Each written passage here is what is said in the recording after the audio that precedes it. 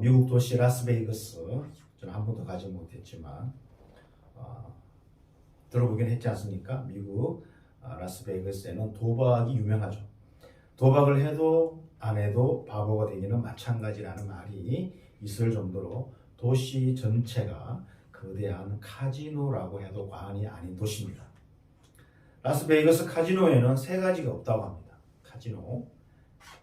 카지노에는 세 가지가 없다고 하는데 뭐가 없을까요? 그 세 가지가 시계도 없고 거울도 없고 하나, 창문이 없습니다.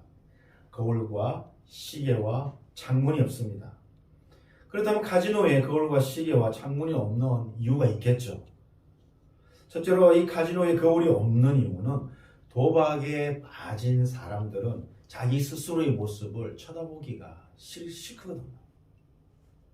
돈을 잃은 초라한 모습이든 돈을 따서 벌겋게 상기된 얼굴이든 거울에 비친 자신의 모습을 보는 순간 부끄러움을 느끼기 마련입니다.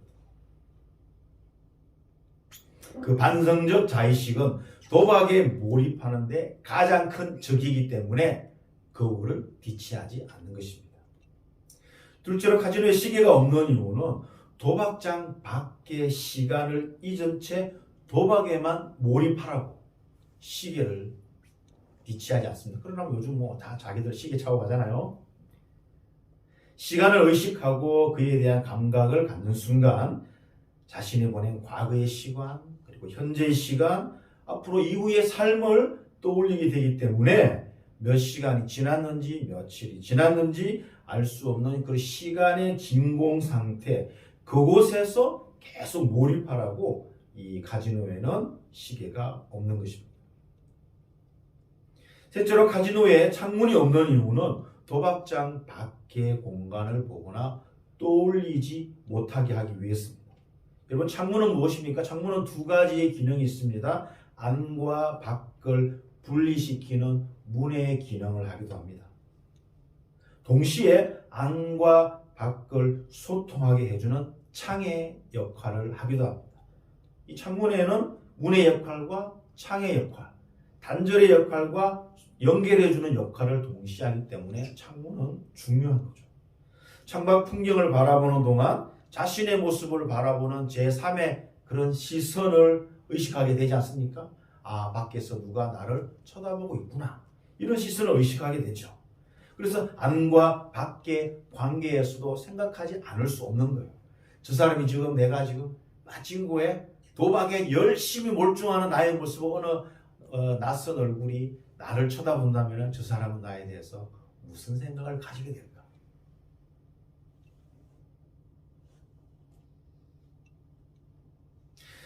도박에 열중한 자폐적인 의식은 외부의 시선이나 소리가 말을 걸어오는 것을 원치 않기 때문에 창문이 없다고 합니다. 그런데 역설적으로 이 거울과 시계와 창문이야말로 비유적인 표현이지 않습니까? 사람이 사람답게 살기 위해서 가장 필요한 것 중에 속하는 것입니다. 우리가 사람답게 살기 위해서 가장 필요한 세 가지를 상징한다고 할 수 있죠. 그걸 통해서 자신의 모습을 쳐다보게 되고, 시계를 통해서 현재와 미래를 돌아보게 되고, 창문을 통해서 남과의 소통에 관심을 기울이게 되는, 사람이 사람답게 살기 위해서 살아가기 위한 상징적인 그런 상징을 할 수 있는 것들입니다. 끊임없이 자기를 비추어 보며 반성적 의식을 늦추지 않는 것. 그리고 우리에게 주어진 시간의 용량과 한계를 늘 생각하면서 시간의 소중함을 깨닫는 것. 그리고 항상 자신과 타인과의 관계를 생각하면서 대화적 태도를 잃어버리지 않는 것. 이 세 가지는 어떻게 보면 그리스도인들에게 깨어있는 영을 가진 사람만이 지닐 수 있는 그런 태도라고 할 수 있겠습니다. 잘 생각합시다. 뭐죠? 거울과 시계와 창문. 깨어있는 그런 영을 가진 사람에게, 영이 깨어있는 사람에게 이 가져야 할 삶의 태도인 것입니다. 오늘 본문에서는 이스라엘 백성에게 이와 유사한 것을 발견합니다. 그들이 하나님을 저버렸을 때, 오랜 시간 하나님을 저버리지 않았습니까? 700년대부터 500년 초반까지 한 200년 정도, 아니 그 긴 시간, 사실은 그 짧은 시간 압축하자면 한 200년 시간 동안 그들은 하나님을 잃어버렸습니다. 북이스라엘이 멸망한 시점과 남유다가 멸망한 시점과 그리고 다시 본국으로 돌아오는 그 시점을 이렇게 포함한다면, 아니 그 이전부터 하면은 몇백 년 동안 하나님을 잊어버려 살았지만 짧게 압축한다면 200년 되는 시간을 하나님 없이 살았습니다. 그런 하나님의 말씀을 통해서 자신의 모습을 보는 그런 말씀의 거울을 스스로 버려버렸습니다. 하나님과 함께 했던 역사의 시간도 버려버렸습니다. 그리고 하나님과 사람 사이를 교통하는 창문을 버려버렸습니다. 이런 창문은 예배를 통해서 나오겠죠. 하나님의 백성이었음에도 사실은 오늘 본문에 나오는 이스라엘 백성들은 영적으로 잠들어 있었습니다. 포로기 이후 다시 가나안으로 돌아온 이스라엘 백성들은 에스라와 느헤미야를 통해서 새로운 부흥을 경험하게 됩니다. 에스라와 느헤미야는 동시대 사람이었습니다. 하나님의 말씀을 새롭게 대하면서 그들에게는 말씀으로 인해서 새로운 부흥을 경험하게 됩니다. 그 부흥이 바로 9장과 10장에 그 말씀으로 말미암아 그 부흥의 결과가 9장과 10장에 기록되어 있는 거죠. 말씀의 부흥으로 인해서 이스라엘 백성들은 자신들의 거울과 시간과 창문을 회복하게 되더라는 것입니다. 느헤미야와 이스라엘 백성들은 그 이전에 성벽 재건 공사에 매달렸지 않았습니까? 무려 그것도 52일 만에, 초단기간 안에 52일 만에 예루살렘 성벽 재건 공사를 끝내버렸습니다. 하도 다급했어. 성 밖에 있는 이방인들이 침입해오는 그런 위기의 순간에 힘을 합해서 52일 만에 예루살렘 성벽을 준공해버리고 말았습니다. 그 결과 그래서 느헤미야는 애초에 예루살렘 성벽을 재건하리라 이런 비전을 가지고 찾아왔는데 자기가 생각한 그 비전을 이루고 나니 예루살렘 그런 성벽 재건 공사라는 그런 건물만이 아니라 이 결과를 인해서 그 공동체, 예루살렘 공동체, 이스라엘 공동체 안에 깊은 영적인 문제까지 영향을 미치게 되더라는 것입니다. 느헤미야의 비전은 이스라엘 백성의 영적인 문제까지 영향을 미치게 되었다는 겁니다. 자기가 의도한 것은 아니지만 자기가 애초 가졌던 그 비전으로 말미암아 이스라엘 백성들의 본질적인 문제까지 건드리게 되었다는 것입니다. 예루살렘 성벽 재건에서 하나님의 말씀을 사모하는 그런 말씀의 부흥으로 인한 전 공동체의 그런 회개와 회복으로 이어지게 되었다는 것입니다. 그렇다면 하나님의 말씀이, 우리는 여기서 어떻게 하나님의 말씀이 이스라엘 백성들의 잠든 영혼을 깨웠을까? 그 첫째로 하나님의 말씀은 이스라엘 백성들의 죄와 허물을 자복하게 함으로 그들의 영혼을 깨웠습니다. 하나님의 말씀이 이스라엘 백성들의 그런 잠든 영혼, 죄와 허물을 자복하게 함으로써 그들의 잠든 영혼을 깨웠다는 겁니다.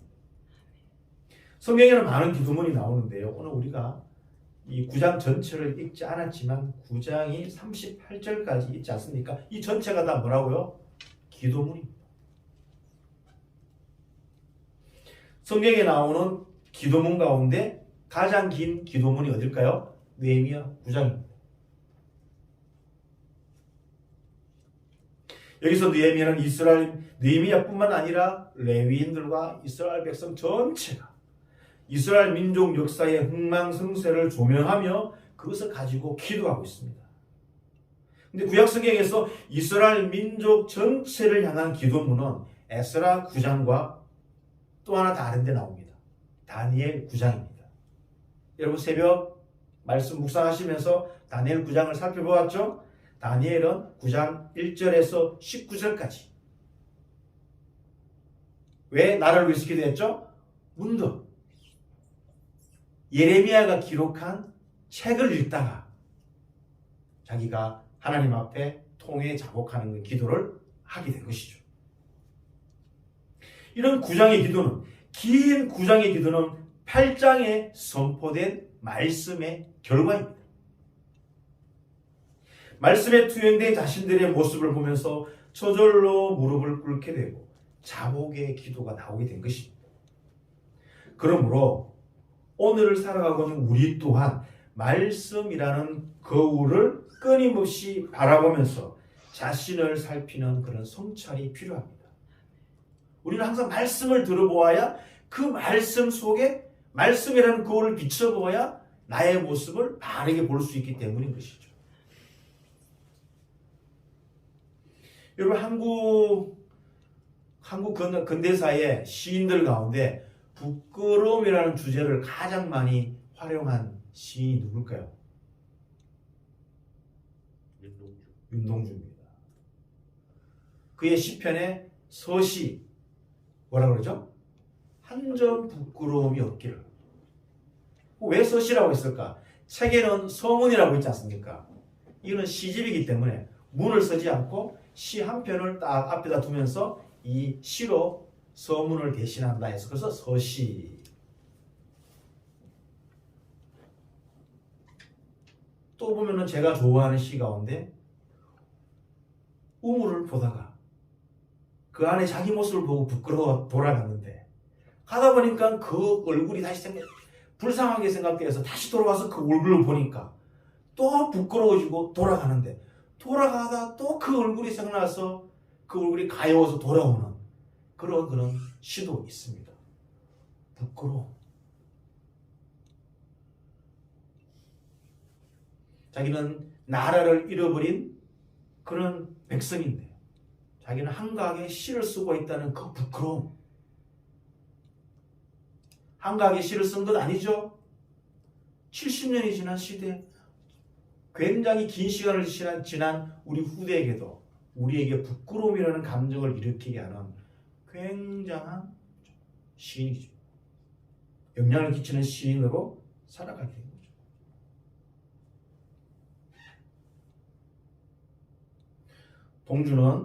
윤동주 시인은 늘 하나님 말씀 앞에 깨어 있었기 때문에 그가 이런 삶을 살아가게 된 거예요.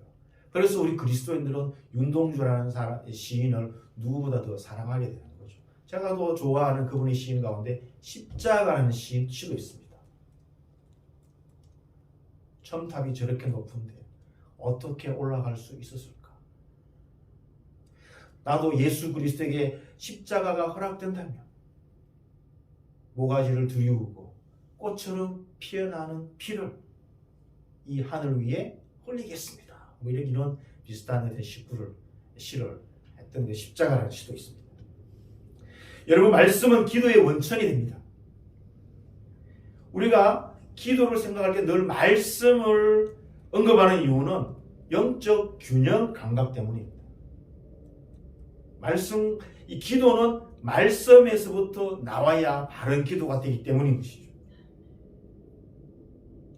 우리의 모든 기도가 성경 말씀에 기초하는 것은 아니에요.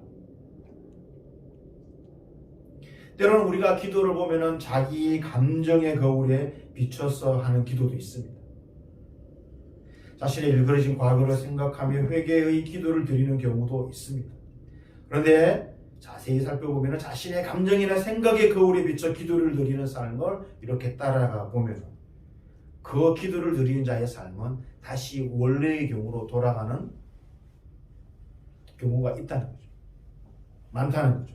이에 반해 말씀의 거울에 비추어서 기도를 드리는 사람은 미성숙 하나 조금씩 성숙으로 나아가는 경우가 많다는 거죠. 말씀이라는 거울에 항상 비춰서 그 거울에 비춰서 기도를 드리는 것. 이 기도가 더 타당하다는 거죠. 이 말씀에 비추어서 드리는 기도와 이것이 바탕이 되고 자신의 감정에 들어오고 이런 것들이 쌓여지면 바른 기도로 나갈 수 있는 것이 된다는 것이죠.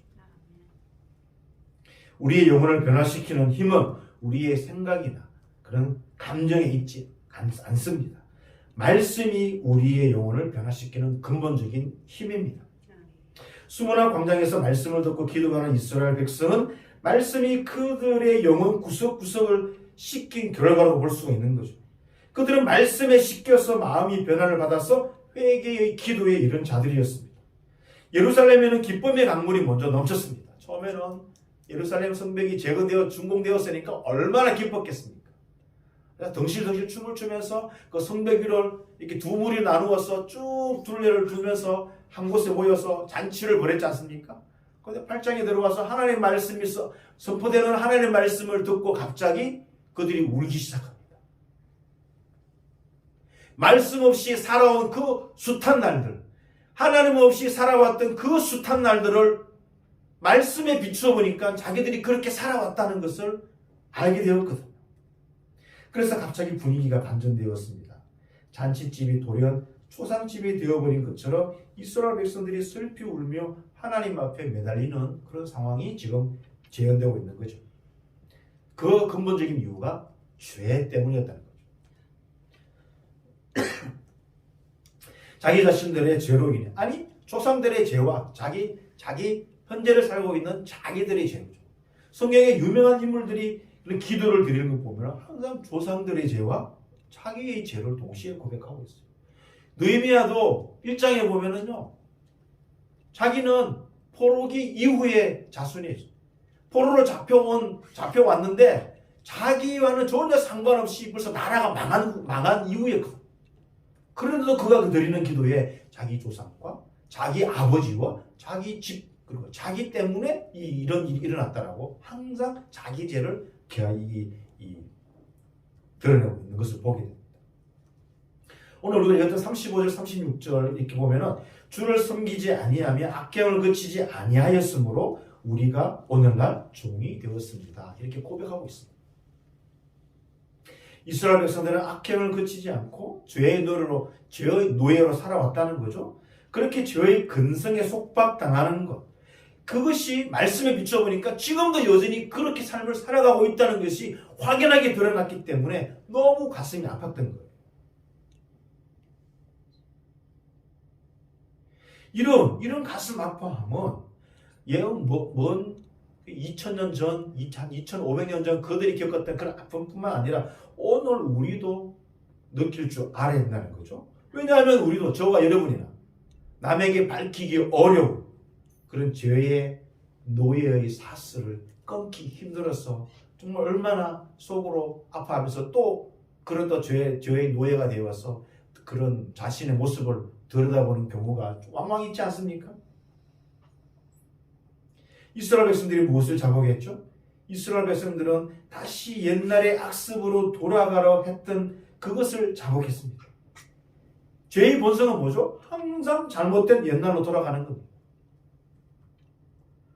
이스라엘 역사에서 보는 것, 이것이 바로 반복된 죄의 악습이죠. 어디서 가장 확연하게 보여주고 있죠? 사사기에서 이 죄의 본성을 확실하게 보여주고 있어요.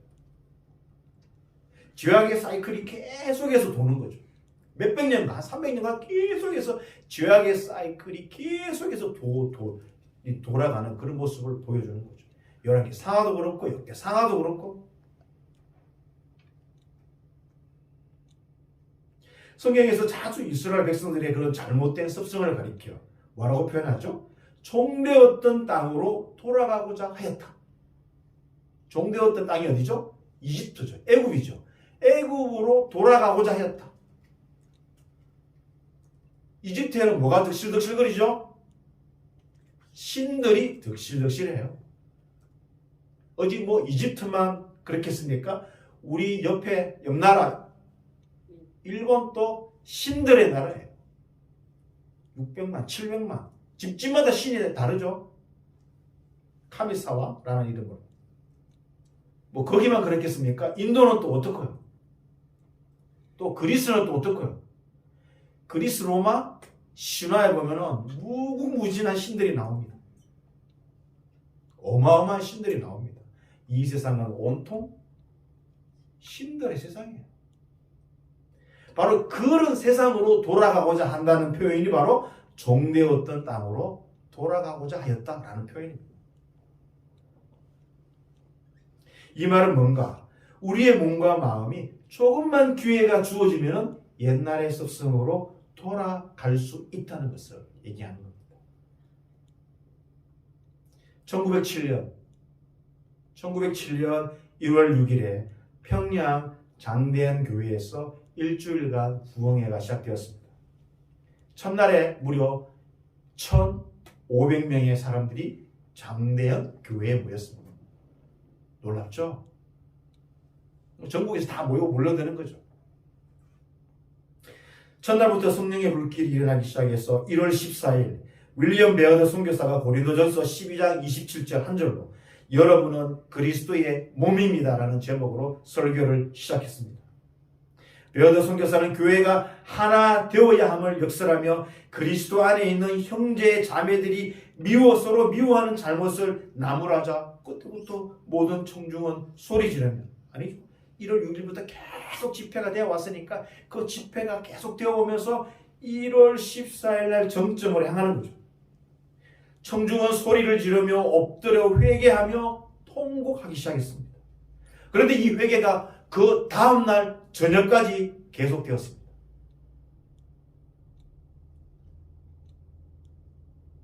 성도와 성도 사이, 특별히 외국인 선교사와 한국인 교인 사이에 그간의 갈등과 반목이 사랑의 결핍에서 비롯되었음을 이 설교자가 고백합니다. 우리가 사랑이 부족해서 여러분을 잘 섬기지 못했다고. 그러자 다시 한번 통회의 소리가 청중을 뒤엎었습니다. 그리고 그 다음날 1월 15일 마지막 부흥 집회에서 우리나라 최초의 목사 가운데 한 명이었던 길선주 목사님이 자신은 형제들을 미워했을 뿐만 아니라 어제 설교했던 베어더 선교사를 극도로 미워했다고, 그렇게 설교하면서 자기의 죄를 자백하면서 그 설교자가 땅바닥에 뒹굴기 시작하는 거죠. 너무 자기의 죄가 심각하게 느껴졌기 때문에. 그러니까 교회 안에 있는 또 한 다른 교인이 일어나서 자신의 죄를 자복하기 시작하면서 자기는 음란과 정오와 특별히 자기 아내를 사랑하지 못한 죄뿐만 아니라 일일이 기억할 수 없는 온갖 죄를 막 자복하기 시작하는 거예요. 스스로 억제할 수 없을 정도로 울었고 온 회중도 따라 울었습니다. 거기에 장대현 교회 안에 모여있던 모든 성도들은 그 순간 살아계신 하나님 앞에 자신들이 있다는 것을 깊이 깨달았습니다. 부흥사경의 기간 동안 있었던 회개의 역사는 개인의 내면적인 죄만을 고백하는 데 그치지 않았습니다.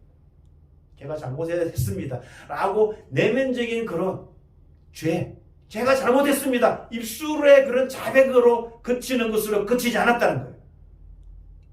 이웃에게 입힌 행위에 대한 깊은 뉘우침과 용서를 비는 실천적 회개운동으로 퍼져나가기 시작했습니다.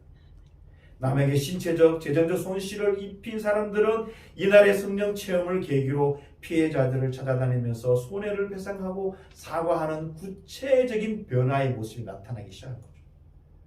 그래서 한국 교회사에서 평양을 동방의 예루살렘이라고 묘사한 이유가 바로 이런 이유 때문입니다. 당시 선교사들은 이 부흥운동을 가리켜 한국 교회의 영적 중생이라고 표현했습니다. 오늘 본문은 우리가 읽지 않았지만 17절에서 21절은 시내산과 광야에서 하나님의 역사를, 22절에서 26절은 가나안에서 하나님의 역사를, 그리고 나머지는 사사기와 그 이후의 하나님의 역사, 이스라엘의 역사를 이렇게 쭉 서술하고 있습니다. 이스라엘의 반역의 역사는 한마디로 믿음의 근도를 넘었기 때문이었습니다. 하나님에게서 그 어느 민족보다도 많은 은혜를 받아 누린 이스라엘 민족이 하나님께 불순종하고 그분의 율법을 자기 동기로 던져버렸습니다. 느헤미야 백성들은 바로 그 죄를 발견하고 자복하고 있는 거예요. 죄의 습성으로 돌아가는 힘, 죄의 중력을 이기는 힘이 무엇입니까? 그것은 바로 하나님의 말씀이라는 거울을 들여다보는 것입니다. 하나님의 말씀이 이스라엘 백성들뿐만 아니라 저와 여러분에게도 역사하여 우리의 죄와 허물을 자백함으로 우리의 영혼을 깨우는 말씀의 역사를 경험하는 저와 여러분이 되시기를 주님의 이름으로 축원합니다. 자, 우리가 두 번째로 하나님의 말씀이 이스라엘 백성의 잠든 영혼을 어떻게 깨웠을까? 하나님의 말씀이 통해 자복함으로 영혼을 깨웠다면, 두 번째는 하나님의 말씀은 이스라엘 백성들로 하여금 하나님의 은혜를 알아보게 함으로 그들의 영혼을 깨웠다는 것입니다. 통해 자복, 회개하는 기도를 드리고, 그리고 그 다음으로 넘어가야 할 단계는 무엇입니까? 하나님의 은혜를 알아보게 하는 거죠. 여러분, 순종하는 사람은 사람의 특징을 자세히 한번 살펴보면은 그 순종은 은혜 받은 사람들의 그런 자발적인 결과입니다. 순종하세요! 라고 명령해서 순종하는 것이 아니라 자발적인 순종은 은혜 받은 사람에게 자연적으로 드러나는 현상입니다. 그리고 또 은혜를 갈망하는 하나님의 백성들은 함께 모이게 되어 있습니다. 여러분, 종교가 습관화될 때 가장 위험하죠? 습관화될 때 가장 위험합니다. 좋은 습관이 있으면 얼마나 좋겠습니까만은 이런 종교가 습관화될 때, 이 습관화된다는 것은 부정적인 의미가 있죠. 가장 위험합니다. 제가 대학생 시절에 인기가 있었던, 한번 자취하는데 방 안에 우리 같은 형제가 종종 그래서 저도 이렇게 기도냥에서 들은 노래가 있어요. 그리고 혹시 다 저보다 나이가 많으시니까 혹시 기억날지 모르겠어요. 한 25년 전이었으니까 그룹 이름이 015B였어요. 숫자로 015, B는 영어로 B. 그 015B의 아주 오래된 연인들이라는 노래였습니다. 노래 가사 중에 이런 것이 있었습니다. 저녁이 되면 의무감으로 전화를 하고 관심도 없는 서로의 일과를 묻곤 하지. 가끔씩은 사랑한다는 말로 서로에게 위로하겠지만 그런 것도 예전에 가졌던 두근거림은 아니야. 처음에 만난 그 느낌, 그 설레임을 찾는다면 우리가 느낀 실정은 이제 없는 거야. 이런 가사였어요. 저녁이 되면 의무감으로 전화를 하고 하루 잘 지냈어 여보야? 여보가 알지. 이렇게 사랑한다라고 이렇게 이렇게 얘기를 하는 거죠. 설레임을 찾는다면 설레임을 어떻게 찾을 수 있을까요? 마트에 가서 냉장고 문을 열면은 설레임이라는 아이스크림이 나오죠. 그 설레임을 먹으면 우리가 설렐 수 있을까요? 남녀간의 사랑에도 설레임을 잃어버리면은 관계는 습관화되고 마는 거죠. 습관적으로 의무감으로 상대 잘 있냐고 전화 안 하면 또 탈라니까. 마찬가지로 하나님과 우리의 관계도 그 설레임을 잊어버려 습관이 되어버리면 형식에 집착하게 되어 있습니다. 이스라엘 백성들의 마지막 모습이 뭐죠? 형식에 집착하는 거죠. 양다리 걸치잖아요.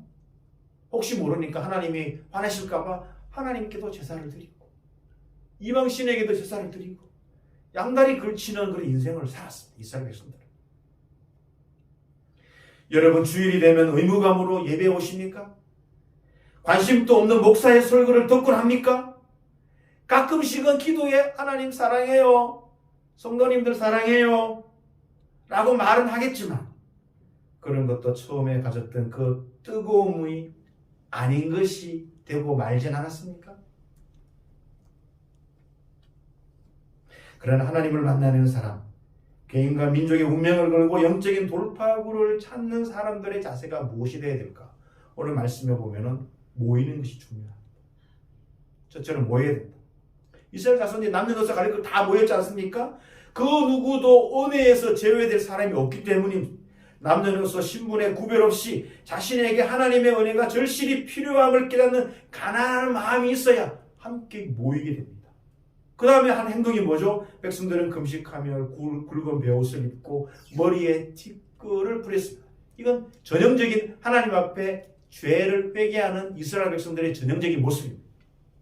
자신들이 죄인임을 인정하고 하나님 앞에 자기 스스로 낮추며 스스로의 죄를 슬퍼하는 자세입니다. 하나님의 거룩하신 임재 앞에 자신의 더러운 모습에 애통하는 자세를 가져야 되는 거예요. 그래야 하나님이 위로를 해 주시는 거죠. 세 번째, 백성들은 이방 사람들과 절교했습니다. 그동안 이스라엘 백성들이 우상을 섬기는 이방 사람들과 혼인하거나 그들과 친교함으로써 그래서 뭐 경제적 이유였던 아니면 힘의 역학관계에서 그런 이유였던 그들과 친교함으로써 받은 영적 피해는 심각했습니다. 에스라 느헤미야에 아주 자세히 나와 있습니다. 음란하고 타락한 도덕과 삶의 방식, 우상을 받아들인 이스라엘은 심각하게 타락할 수밖에 없었습니다.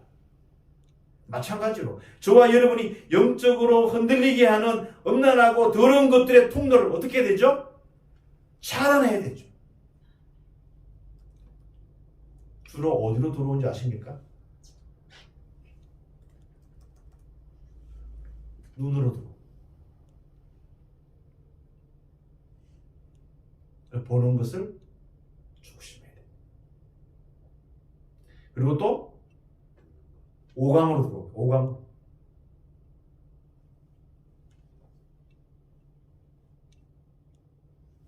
이걸 차단해야 돼요. 그리고 네 번째로 장시간 동안 하나님 말씀을 서서 들었습니다. 무려 3시간 동안. 3시간 동안 서서 하나님 말씀을 들었습니다. 서서 들었다는 것은 하나님의 말씀에 대한 존경심을 표현한 거죠. 8장에 보면 에스라가 단상에서 하나님의 말씀을 쫙 펴자 이스라엘 백성들이 어떻게 한다고요? 자리에 서서 일어섰습니다. 그래서 우리가 예배 가운데 목사님이 하나님의 말씀을 존경하는 마음으로 일어서서 하나님의 말씀을 서로 교독하죠. 일어선다는 건 하나님을 존경하는 거죠. 여러분 드라마 보면 법정 드라마 보면 어떡하죠? 어떻게 돼 있죠? 판사가 들어오면 뭐라 그러죠? 일도 기립이죠. 그리고 변호사가 이 자기 그 변호인을 위해서 판사를 보고 뭐라 그러죠? 항상 들어가는 말이 존경하라. 뭘 존경합니까? 항상 예를 갖추기 때문에 그런 거죠.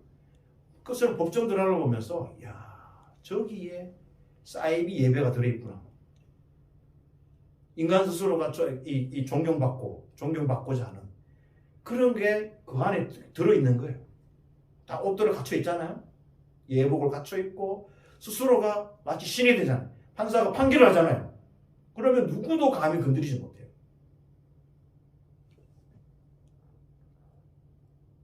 서서 들었다는 것은 하나님 말씀입니다. 우리가 유일하게 서서 존경해야 할 분은 하나님의 말씀입니다. 미국의 제1차 영적 대각성 운동 때 이 조나단 에드워즈 목사가 어떻게 설교했냐면요. 좀 소리내서 설교하지 않았어요. 작고 떨리는 목소리로 자기가 준비해온 설교 원고를 당시에 이런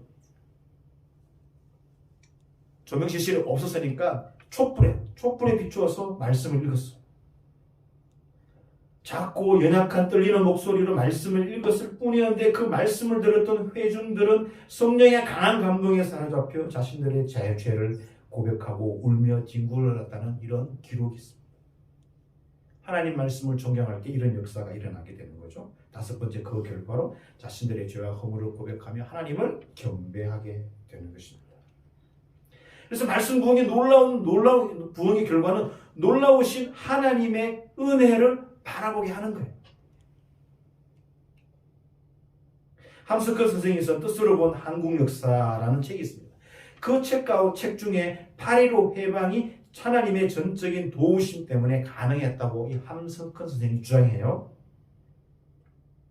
해방이 이렇게 도적같이 올 줄 아무도 모르는 것은 아무도 꾸민 사람이 없기 때문이다.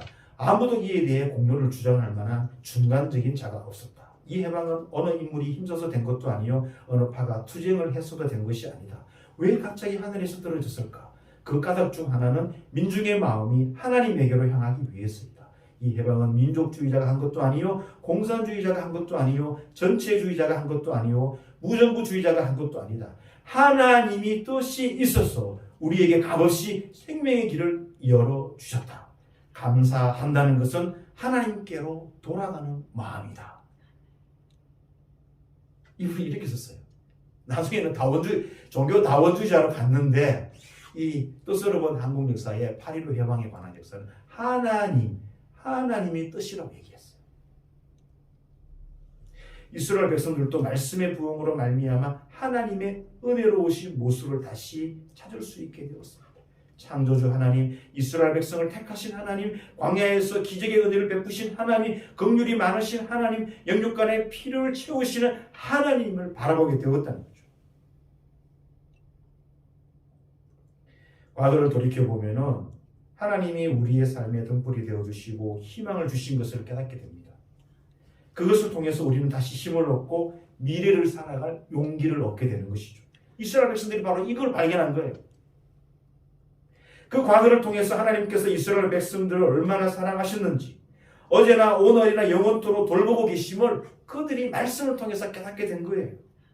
그래서 하나님의 약속을 의심하지 않고 미래를 바라보고 우리가 어떻게 살아야 되겠는지를 알게 되었다는 거예요. 신앙생활이란 과거를 돌아보면서 하나님의 은혜를 다시 깨닫는 것입니다. 베드로에게는 처음 자기를 불렀던 그 배 위에서 오른쪽에 그물을 내리라, 주여 저는 죄인입니다, 나를 떠나소서, 그 고백과 그 부활 이후에 네가 나를 사랑하느냐, 네 제가 주님을 사랑합니다, 그 고백, 자기가 그 고백으로 늘 돌아가지 않겠습니까? 악의 순환과 은혜의 순환은 우리가 신앙생활하면서 늘 경험하게 되는 거예요. 일이 잘 풀리고 평화가 임하면은 우리 안에 슬그머니 악이 찾아옵니다. 어느새 불순종하고 목이 곧아지고 교만해지고 원망과 불평이 일어나 하나님을 진노케 합니다. 그래서 우리는 죄를 씻어내기 위해서 자꾸 말씀을 듣고 회개해야 되는 것이죠. 그래서 우리가 끊임없이 하나님의 말씀에 집중해야, 우리가 말씀에 집중해야 우리의 잠든 영혼이 새롭게 깨어나기 때문입니다. 하나님의 말씀은 자신의 과거를 하나님의 시각으로 해석할 수 있는 능력을 제공합니다. 그래서 하나님의 말씀은 우리에게 영혼의 거울과 시계와 창문이 되더라는 것입니다. 우리의 잠든 영혼을 깨우는 하나님의 말씀의 역사가 주사랑 교회와 그리고 성도들과 가정에 역사하셔서 놀란 하나님의 부흥케 하심을 경험하는 저와 여러분의 삶이 되시기를 주님의 이름으로 축원합니다.